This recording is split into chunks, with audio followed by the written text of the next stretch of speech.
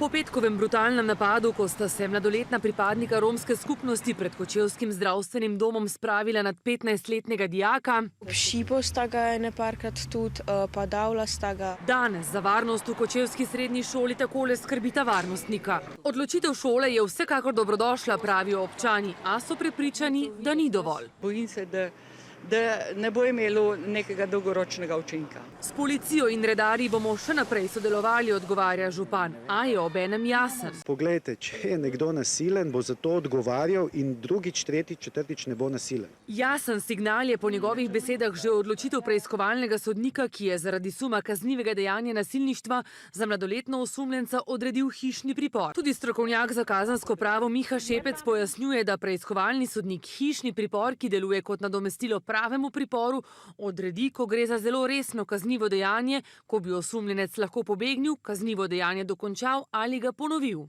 Torej bi morali za neko zelo hudo kaznivo dejanje, da bi se za to odločili. Tako da hišni pripor za mladoletnika je pravzaprav že za našo prakso kar strog ukrep. Osumljenci v hišnem priporu pri nas nimajo posebnih sledilnih naprav, nadzira pa jih policija. Se policija tam ustavi, pozvoni in preveri, ali je ta oseba, zoper katerega odrejen hišni pripor, res je doma.